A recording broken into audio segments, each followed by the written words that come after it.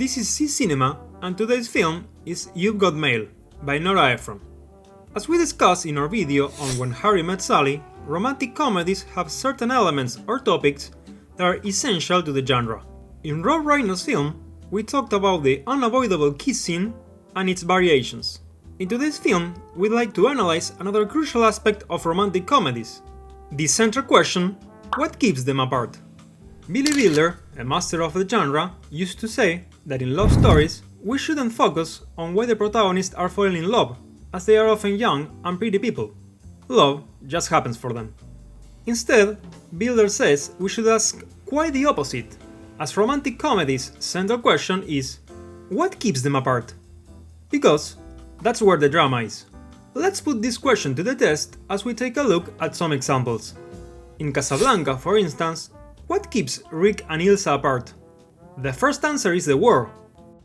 But a second answer could be Ilsa's marriage and their sense of honor and sincerity. As we can see, if there are many things that keeps the lovers apart, and those things are extremely difficult to surpass, then the better for the emotional impact of this story. Take Tootsie as another example. Here, Michael and Julie are separated by his impersonation, as Julie won't love Dorothy, Michael's disguise. Their situation is made more difficult as Michael, a struggling actor, is reluctant to give up his successful career as Dorothy. If what keeps the lovers apart is something whimsical and convoluted, as happens in Tootsie, then it's more likely that the characters will have a hard time making their relationship work, making the movie more interesting in the process. Remember the question: what keeps them apart? As we start with today's film, You've Got Mail. Writer and director Nora Ephron builds her films around certain mottos. As was the case for When Harry Met Sally's Can Men and Women Be Friends?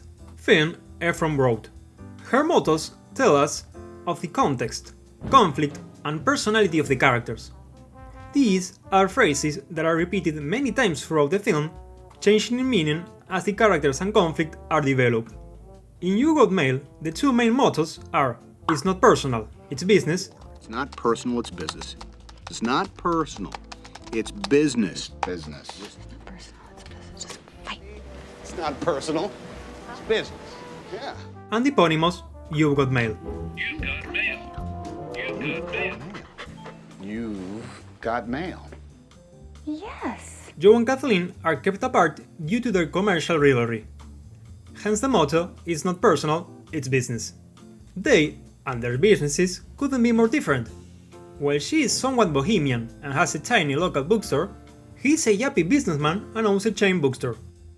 What's curious and makes the film truly interesting is that the second motto, the You've Got Mail, represents the exact opposite of the it's not personal, it's business. The phrase You've Got Mail introduces us to the virtual world of NY152 and Shopgirl, the alter egos of Joe and Kathleen. In this virtual world, they aren't rivals. Here, they are able to create a bond.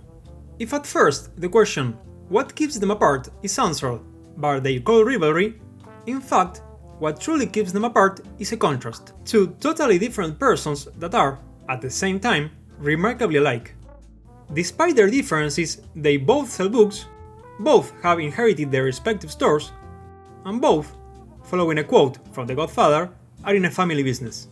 To emphasize this duality, the conflicting worlds of the cold material rivalry of it's not personal, it's business, on one hand, and the warm virtuality of You Got Mail on the other, Ephron begins the movie with an amusing transition from animation to live action. This transition shows the symbolic nature of the film, the contrast of the material and virtual worlds the characters will inhabit.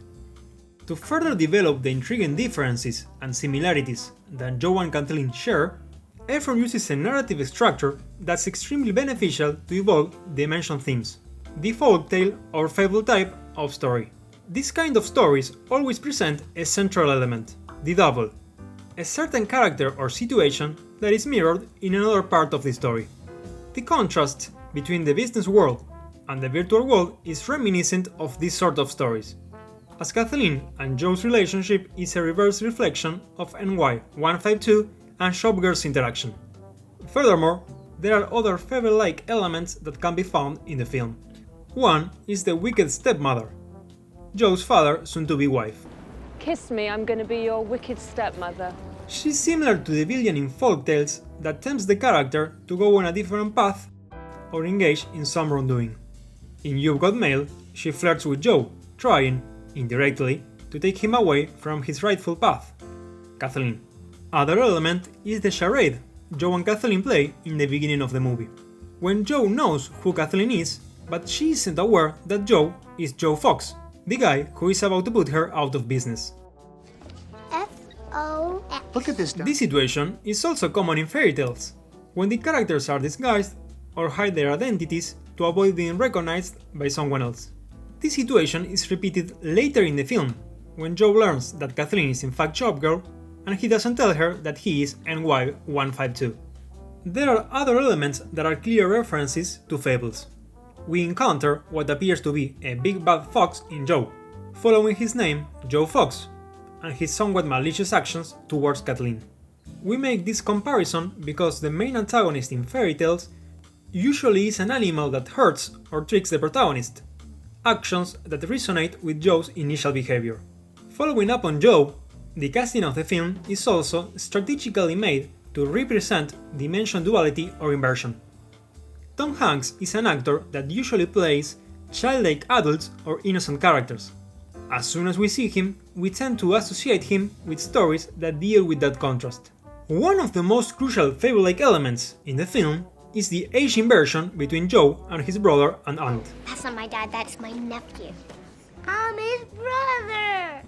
Of course, it depicts the duality and inversion typical of fables, but also establishes that in the world of You Got Mail, characters can live normal lives despite experiencing a great contrast, in this case, an age contrast. This notion is important because it establishes that Joe and Kathleen's many contrasts in the business world shouldn't prevent them from having a relationship. Each film creates its own world from the various situations that are introduced and developed. To make logical the illogical relationship of Joe and Kathleen, Ephron depicts a world in which there are other illogical relationships. Furthermore, this illogical relationship is plausible in that world if we compare it with the relationships that Joe and Kathleen had with Patricia and Frank. As is the case of When Harry Met Sally, in romantic comedies we should always pay attention to the main lovers' other relationships. In You've Got Mail, Joe and Patricia are exactly alike, professionally and personally. The same happens with Kathleen and Frank. They share the same values and aptitudes. Despite the many similarities, both couples don't work in this illogical world. Now, let's try to follow up on the two worlds that are present in the movie, and how Joe and Kathleen's interaction suffers from their double encounter. For instance, when they first recognize themselves as business opponents, Joe is extremely harmful while she remains mute, unable to reply. After that evening, they meet again, now in the virtual world, where they exchange their aptitudes in regret. In a later occasion, when they meet again in the material world, Joe is who remains quiet, while Kathleen is the one who hurts his feelings. Again, inversion of manners, inversion of worlds. Reaching the ending of the film, Ephron makes a radical change on the way the mentioned worlds interact. The parallel worlds are united, as the motto from the material world is not personal, it's business, doesn't reflect their situation anymore, as they aren't business rivals, as Kathleen closes her store. The other motto, You've Got Mail, the one that represents the virtual world, is also abandoned by the end of the story.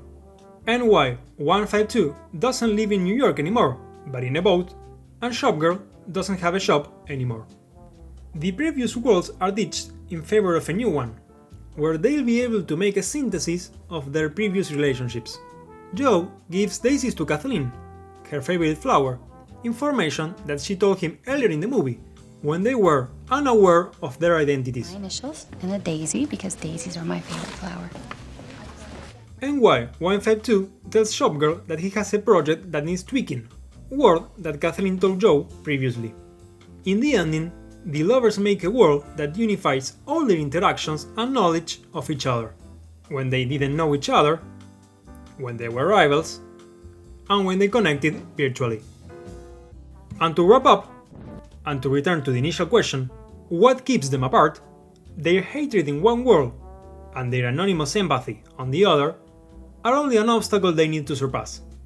Much like another Ephron film, Sleepless in Seattle, both films end when the characters start to meet the other in a completely different way, as they abandon something from their past to enter a totally new phase.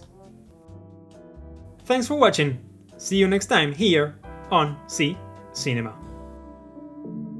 If you like the video, please comment, like and subscribe.